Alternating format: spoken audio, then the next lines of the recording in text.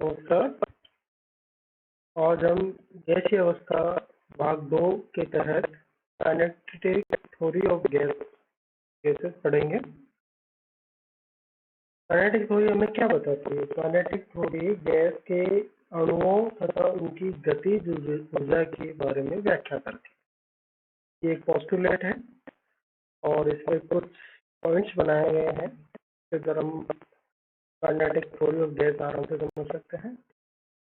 1 by 1 point देखते हैं। पहला पॉइंट, गैस बहुत सारे मॉलिक्यूल्स अणुओं से मिलकर बनी होती है और ये मॉलिक्यूल्स जो गैस के मॉलिक्यूल्स हैं वो बहुत ही छोटे होते हैं, छोटे पार्टिकल्स के रूप में पाए जाते हैं। नंबर थर्ड, इन पार्टिकल्स के मध्य इंटर पार्टिकल डिस्टेंस अर्थात अणुओं के मध्य जो खाली स्पेस होता है वो इतना अधिक होता है कि गैस का वास्तविक आयतन गैस के फुल आयतन की तुलना में बहुत ही कम होता है। ऐसी स्थिति में गैस के वार्षिक आयतन को नगण्य मान सकते हैं। गैस के जो पार्टिकल्स है इनके मध्य किसी भी तरह का कोई इंटरेक्शन नहीं होता है, ना ही इनके मध्य अट्रैक्शन होता है, ना ही इनके मध्य किसी तरह का रिपल्सन होता है। नंबर 5, गैस के पार्टिकल स्टेट और रैंडमली मूव करते रहते हैं। जैसे कंटेनर में यहाँ डायग्राम दिखाया गया है। डायग्राम में जो पार्टिकल्स हैं वो रैंडमली इधर उधर घूमते रहते हैं, लेकिन इनकी जो गति होती है वो क्या होती है? स्ट्रेट लाइन में होती है। नंबर 6, जो गैस के पार्टिकल जो मूव करते हैं उनकी काइनेटिक एनर्जी, पार्टिकल्स की काइनेटिक एनर्जी गैस के टेम्परेचर के ऊपर निर्भर करती है। जैसे कि हमने पीछे गैस लॉ में पढ़ा था कि गैस की का जो वॉल्यूम है वो टेम्परेचर के डायरेक्टली प्रोपोर्शनल होता है। अर्थात जैसे जैसे टेम्परेचर बढ़ता है वैसे वैसे वॉल्यूम बढ़ता है, क्योंकि टेम्परेचर बढ़ने के साथ साथ गैस की काइनेटिक एनर्जी बढ़ती है। हाँ, गैस की काइनेटिक एनर्जी उसके एब्सोल्यूट टेम्परेचर के ऊपर निर्भर करती है। गैस के जो पार्टिकल है वो आपस में एक दूसरे से टकराते हैं और साथ में जो कंटेनर है उसकी वॉल से भी वो टकराते हैं। ये टक्कर जो होती है वो इलास्टिक होती है। इस इलास्टिक टक्कर के कारण इन पार्टिकल्स की एनर्जी में कोई लॉस नहीं होता है। नंबर 8, इस कोलिजन के कारण अर्थात जब पार्टिकल घूमते हुए कंटेनर की वॉल को पे टक्कर मारते हैं तो कंटेनर की वॉल पे एक दबाव उत्पन्न होता है, एक उस क्षेत्र पे एक प्रेशर उत्पन्न होता है। इस फोर्स को ही हम गैस के प्रेशर के रूप में रिप्रेजेंट करते हैं। अब ये जो प्रेशर है वो किस पर निर्भर करता है? प्रेशर निर्भर करता है कि पार्टिकल एक पर्टिकुलर एरिया में नंबर ऑफ पार्टिकल कितने उससे एरिया से टकरा रहे हैं और कितनी उनकी गति है, कितनी उनकी काइनेटिक एनर्जी है। प्रेशर इसके ऊपर निर्भर करता है। ये इसके थ्योरेटिकल पोर्शन हो गए, 8 पॉइंट है। इन्हीं पॉइंट्स के आधार पर काइनेटिक गैस इक्वेशन का हम डेरिवेशन निकालेंगे, न्यूमेरिकल फॉर्म इसकी क्रिएट करेंगे। एक कल्पना करते हैं, सामने एक बॉक्स दिखाई दे रहा है जिसमें ट्यूब है, कंटेनर है जिसमें गैस भरी हुई है।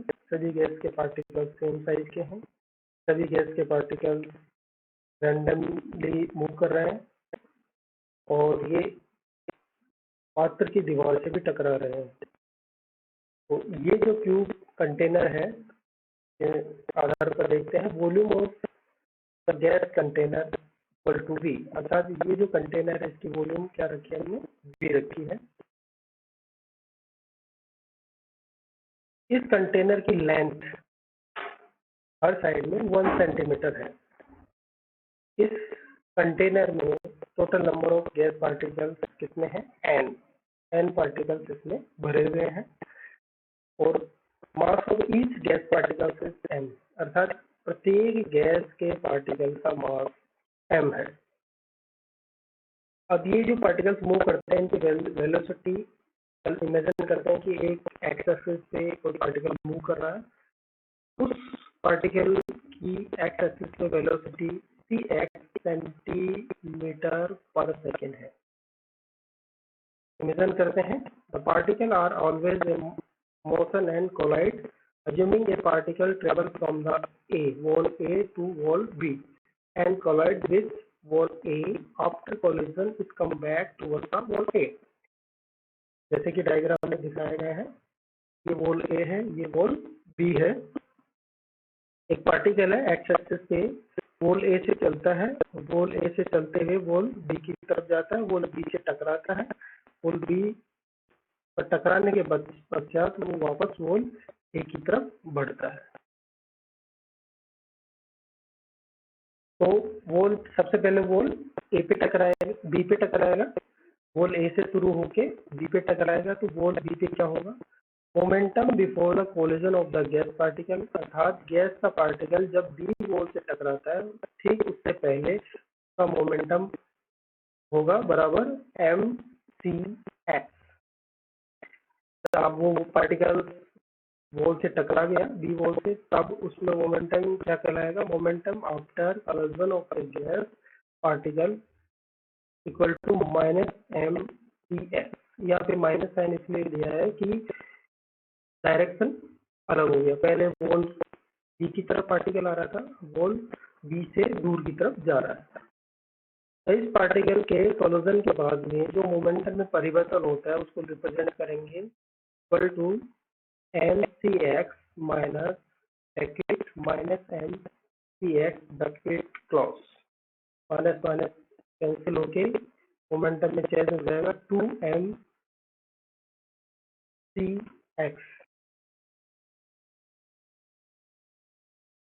इस पूरे कोलिजन में अर्थात ए से बी की तरफ आया और बी से वापस ए की तरफ जाता है पार्टिकल, तो कितनी डिस्टेंस उसने कवर की, उसने 2l डिस्टेंस कवर की।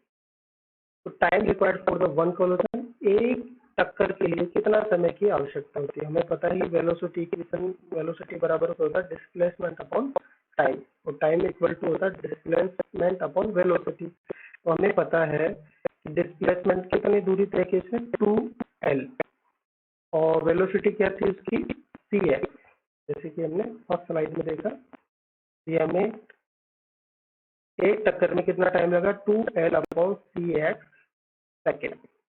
Total number of collision in the 1 second, और एक सेकेंड में कितनी टक्कर हुई cx upon 2l। Change in momentum in 1 second at wall B, अर्थात वॉल बी के ऊपर एक सेकेंड में कितना मोमेंटम में परिवर्तन होगा, क्योंकि ये क्या है मोमेंटम में चेंज ही आ गया 2mcx into cx upon 2l,